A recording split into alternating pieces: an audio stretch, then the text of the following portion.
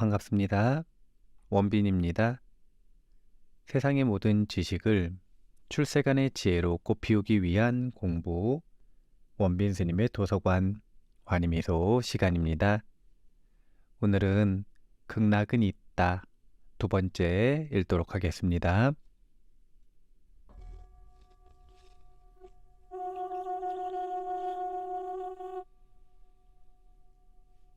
제3장 도솔천에서 허운 노화상과 상봉. 스승 허운 노화상. 도솔천을 가면서 나는 웅장하고 장엄한 황금빛 법당과 보탑 등을 아주 많이 보았는데 모두 다 빛을 발하고 있어서 사람으로 하여금 눈길을 끌게 했다. 그러나 원간 노스님은 더욱더 나를 재촉하면서 말할 수 있는 시간이 많지 않으니 빨리 가자 라고 했다. 나중에 알게 된 것은 상계의 시간과 인간 세상의 시간이 같지 않기 때문에 오래 머무르지 않는 것이 마땅했으며 만약 서두르지 않고 한눈을 팔다 다시 인간 세상에 돌아온다면 이미 몇백 년이 지나버리거나 심지어는 몇천 년이 지나버릴 수도 있다고 한다. 우리가 가는 길은 모두 다 흰 돌을 잘라서 만들어 놓았으며 돌에서는 은은한 빛을 발했으며 산 위의 기이한 꽃들과 가지가지 풀들이 바람 따라 맑은 향기가 코끝에 스치니 사람으로 하여금 마음이 탁 트이고 상쾌하게 했다. 몇 개의 산 모퉁이를 돌아서 대략 몇 리쯤 들어가자 눈앞에 하나의 커다란 다리가 나타났다. 그런데 이상한 것은 이 큰 다리는 다만 중간 부분만 있을 뿐 다리의 시작 부분과 끝부분이 없이 공중에 떠 있었다. 따라서 원래 걸어서 올라갈 수가 없었다. 다시 아래를 내려다보니 다리 밑은 수만 길이나 되는 깊은 연못이었다. 이 다리를 어떻게 건너갈 수 있지? 하고 혼잣말을 했다. 마침 내가 당혹해할 때 원간 노스님께서 내가 평소에 연불하는 것이 어떤 경전과 어떤 주문을 외우느냐고 물었다. 내가 대답하기를 평상시 저는 묘법연화경과 능엄주를 읽고 외웁니다 라고 했다. 그러니까 그분께서 말씀하길 좋다.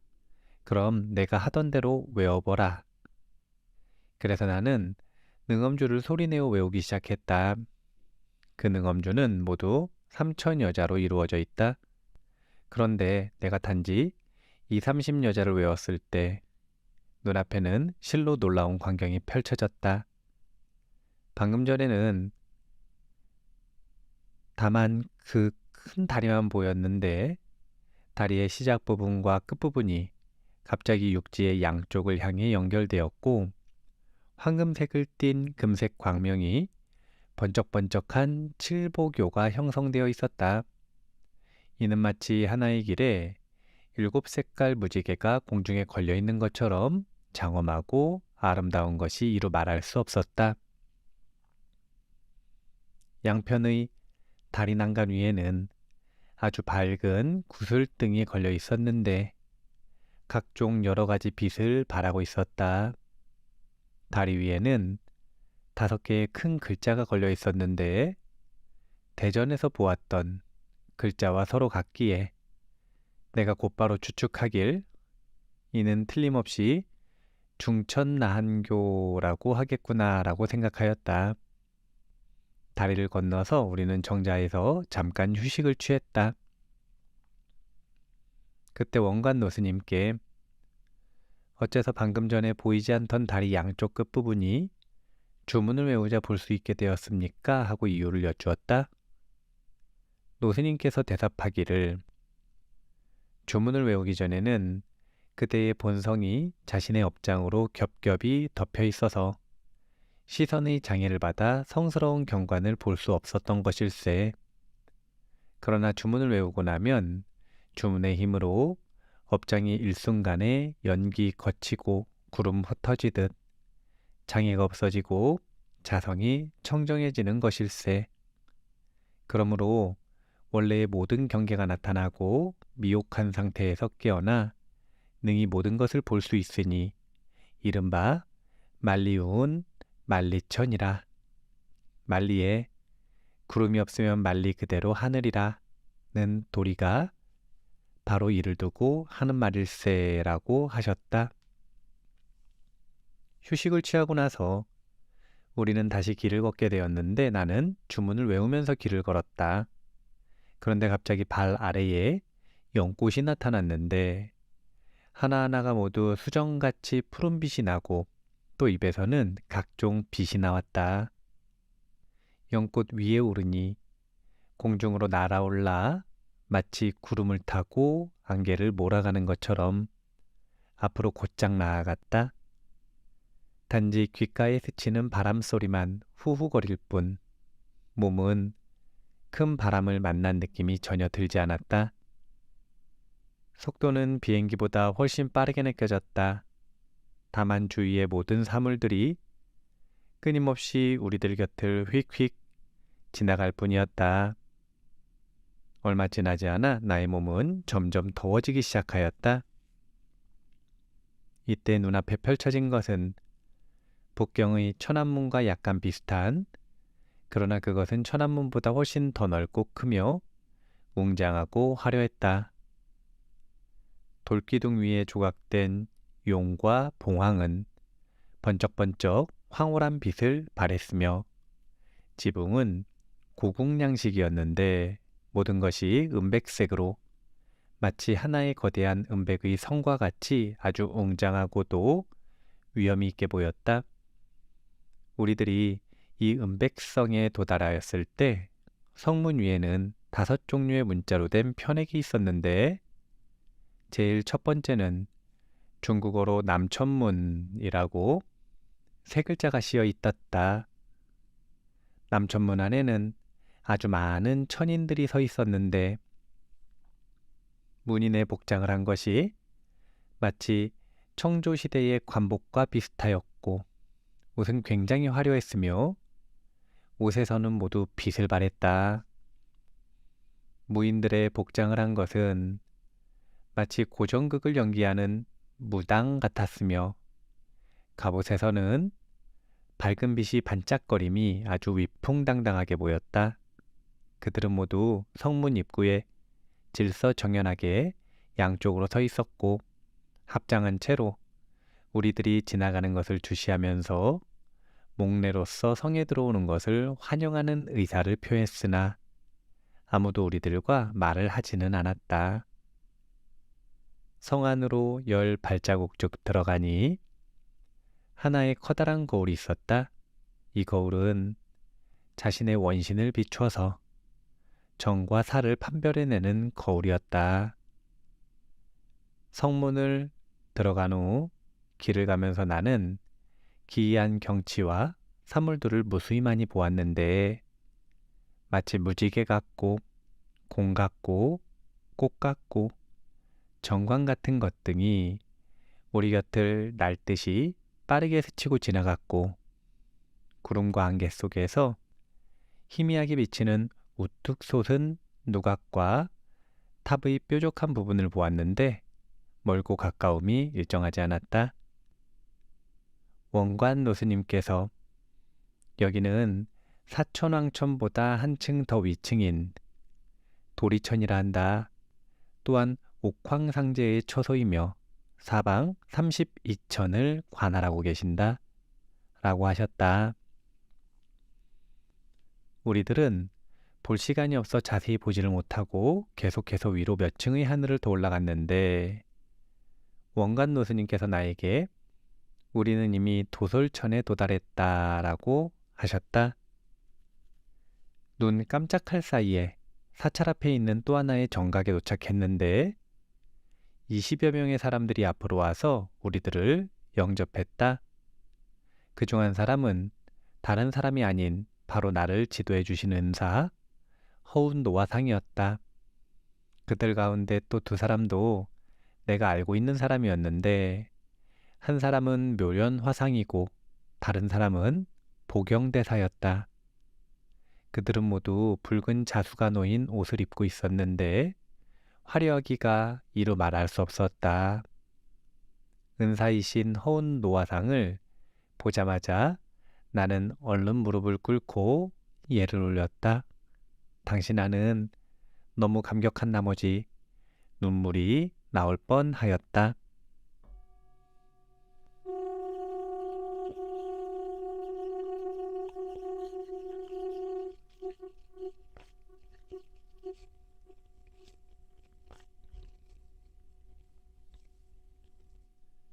은사 스님께서 나에게 진정하여라. 뭐 그리 기뻐하고 슬퍼할 것이 있겠느냐? 오늘 너를 데리고 온 그분이 어떤 분인지 알고 있느냐고 했다. 내가 그분은 원간노 스님이십니다라고 했다. 이때 은사 스님께선 나에게 깜짝 놀랄 만한 사실을 알려주시길. 그분이 바로 너희들이 날마다 연불하는 대자대비 국어군한 관세음보살이시니라고 일러주셨다. 나는 그 말을 듣고 깜짝 놀라 얼른 관세음보살의 화신인 원관노스님을 향해 무릎을 꿇고 절을 하면서 참으로 눈이 있어도 태산을 알아보지 못했습니다 라고 말씀드렸다. 관세음보살님 앞에서 일순간 나는 어떻게 말을 해야 좋을지 알 수 없었다. 도솔천의 천인은 우리 사바세계의 사람과는 다르다. 사바세계의 사람은 키가 5에서 6척 정도인데 비해 도솔천의 천인은 키가 대략 3장 남짓대였다. 그런데 원간 노스님께서 나를 이곳에 데리고 오면서 나의 몸도 자연스럽게 변화되어 그들과 같은 크기의 3장 남짓이 되었다. 은사스님께서 당시 나에게 부탁하시길 사바세계에서 부지런히 힘써 수행하여 시험을 통과하여야만 비로소 업장이 차차 없어진다고 말씀하시면서 저를 많이 건립하라고 부탁하셨다. 여기서 나는 아주 많은 사람들을 보았는데 남녀노소가 다 있었으며 그들의 복장은 마치 명조시대의 의상과 흡사하였다. 제4장 미륵보살의 설법. 미륵보살의 설법. 잠시 후 우리들은 함께 도솔천 내원으로 들어가서 미륵보살님께 예배를 드렸다. 당시 우리들이 미륵전에 들어갔을 때 법당안은 굉장히 웅장하고 화려하여 실로 글로 써는 형용할 수 없었다. 도처에 금빛이 번쩍번쩍하였고 미륵전 문 앞에는 5종류의 글씨로 쓴 금빛 찬란한 3개의 글자가 있었는데 중문으로 쓴 것은 도솔천이었고 바로 그곳에서 나는 친히 미륵보살을 친견하였다.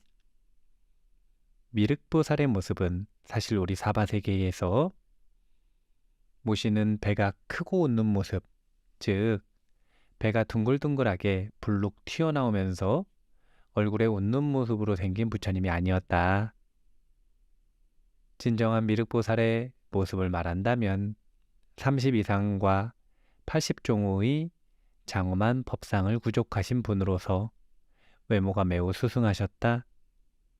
법당의 양쪽에는 앉거나 혹은 서 있는 수많은 보살들이 있었고 몸에는 각종 도복을 입고 있었는데 광명이 나는 홍색 가사를 입은 사람이 많았다. 그들은 모두 다 연화자를 하나씩 소유하고 있었다. 나는 앞으로 나아가 미륵보살님께 예를 드리고 법을 설해 주실 것을 간청했다.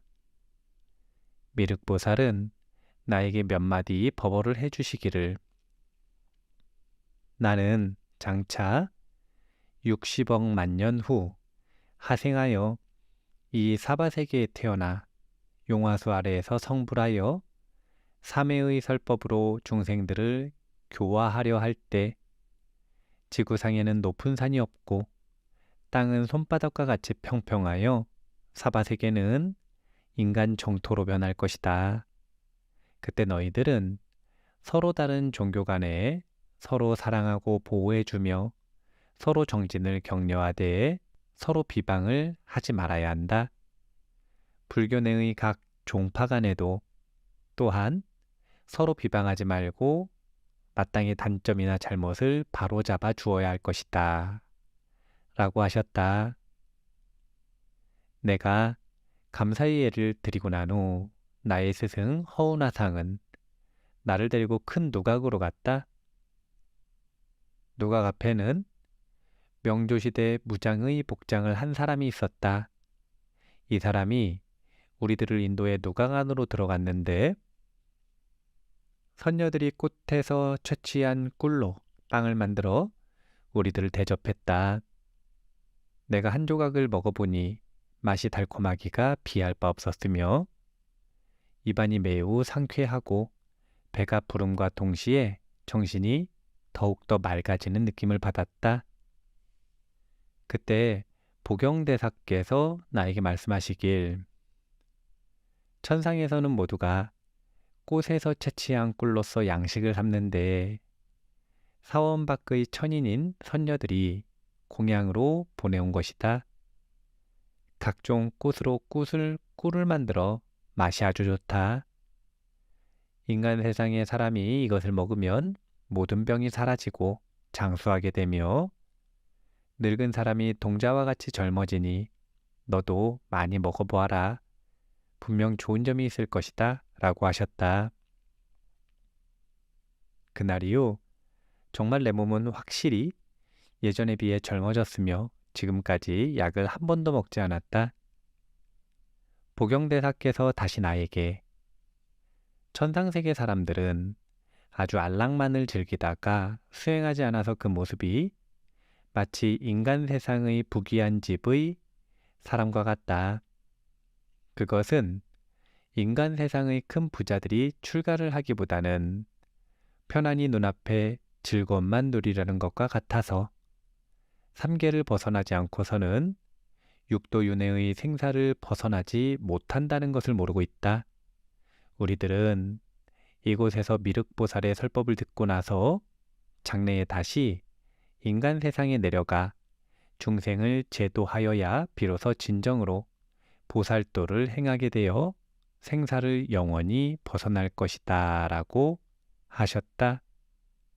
이때 은사인 허운 화상도 내게 일러주시길 말법 시기에는 최고로 열악한 환경 속에서 힘들게 중생을 제도하는 것이니 순경의 향락만을 즐기려 하지 말며 역경을 도피하지 말며 모름지기 악인을 깨닫게 하여 선한 쪽으로 이끌어야 좋은 사람들도 비로소 좋은 생활을 하게 되고 청정하게 수행하여 열악한 환경 속에서도 능히 부처님의 해명 정법을 펼치는 것이 진정으로 보살도를 행하는 사람인 것이다.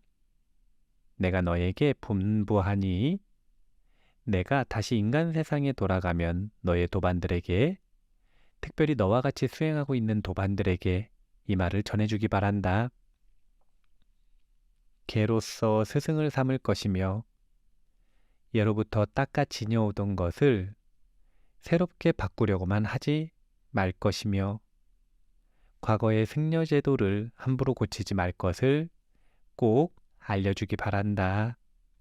오늘날 어떤 이는 능엄중은 가짜라 하며 어떤 이는 승복을 고쳐버리자 하고 어떤 이는 인과를 믿지 않고서 달걀을 야채 요리라 하면서 힘들게 수행해서 중생을 구제할 생각은 않고 오히려 사악한 법으로 중생을 현혹하고 미혹하게 하고 있으니 이것이야말로 불경을 잘못 이해하여 말하는 것이 허황되면서 중생의 공양만을 탐내고 있으니 이런 무리들은 모두 마귀가 인간 세상에 나타나 부처님의 해근을 무너뜨리고 마귀로 하여금 머리를 드러내어 마음대로 사람을 해치게 하는 것이다. 그러므로 너는 반드시 나의 이 뜻을 받들어야 나의 제자라 할 것이다. 너는 장차 세계 각국에 다니면서 설법으로 교화하게 될 것이다. 다만 중국이 만약 아무리 어려운 환경에 있더라도 내가 반드시 도와서 내가 생전에 창건했던 절을 다시 일으킬 것이다. 그래서 또 너의 이름은 당초에 내가 너에게 법을 전수할 때 부흥이라는 법명을 지어 주었던 것이니 이 뜻을 내가 명백히 이해하느냐? 라고 하셨다. 한동안 잠자코 계시던 호운 화상이 갑자기 곱고 낭랑하며 힘있게 큰 소리로 한 글자 한 글자를 읽기 시작했다. 청송상설 유견독 heb천일색 편삼천. 푸른 소나무에 서리와 눈이 내리면 그 모습 더욱 두드러지고 드넓은 바다 끝이 하늘과 연결되어 한색이 됨은 삼천세계를 뒤덮었노라. 잠시 휴식을 한 후에 관세음보살은 나를 데리고 법당 밖으로 나와서 안쪽에 있는 건물로 가서 하늘나라의 경치를 구경하도록 했다. 다만 찬란한 한 줄기 빛과 신성 같은 짐승과 기이한 새가 날면서 노래하는 것을 보았는데 그 소리가 매우 아름다웠고 청아한 천상의 음악이 멀리서 또는 가까이서 들리니 갈수록 그 아름다움이 자연스러웠다. 그리고 선녀와 선동들이 갖가지 색의 옷을 입고 있었는데 풍채가 뛰어났다. 눈부시게 아름다운 무지개 치마를 입은 선녀들이 한 줄 한 줄 잘 정돈된 행렬을 이루어 한가로이 논일고 사방에는 하늘나라의 꽃이 만발하여 그 아름다움이 눈이 부실 지경이었다. 멀리 또는 가까이에 있는 정자, 누각, 각종 보탑에서는 모두 다 빛을 발하여 참으로 하늘의 경치는 인간 세상의 그 어떤 경치도 여기에 비할 수가 없었다. 나는 걸으면서 한편으론 구경을 하고 한편으론 찬탄을 금치 못하고 있었는데 관세음보살님은 곤륜산보다 더 높고 크며 갖가지 빛을 발하는 보탑을 가리키며 말씀하셨다. 저곳은 태상노군의 처소이며 이름하길 연단대탑이라 한단다. 눈을 들어 바라보니 연단대탑의 장관은 크게 달했고 구름층에 가리어 문득 보이기도 하고 문득 보이지 않아서 어느 부분은 볼 수 없어서 얼마나 많은 층이 있는지 알 수 없었고 다만 큰 산 앞에 서 있는 것과 같았다. 우리들은 단지 겉모습만 보았을 뿐 탑 안으로 들어가지 않았다. 관세음보살이 다시 말씀하시길 이 탑에는 상선이 거주하며 사방의 둘레에는 많은 영원수가 있는데 모두 사시사철 꽃과 열매가 열린다라고 하셨다. 들려오는 말에 의하면 선법을 수련하는 자가 수련을 잘하면 천계에 있는 영원수의 꽃이 잘 피어 아주 보기 좋지만 그렇지 않으면 나무에 생기가 없어지고 심지어는 말라 죽어 버린다고 한다. 이때 관세음보살이 나를 재촉하며 말씀하시길 시간이 별로 없으니 나는 너를 데리고 서방 극락세계에 가려고 하는데 그곳은 지금 이곳보다 더욱더 아름답고 수승하며 사바세계와는 그 어떤 것으로도 비교할 수 없는 곳이다 라고 하셨다. 오늘 읽을 부분 다 읽었습니다. 극락은 있다. 두 번째 마치겠습니다. 세상의 모든 지식을 출세간의 지혜로 꽃피우기 위한 공부 원빈 스님의 도서관 환희미소 시간이었습니다. 감사합니다.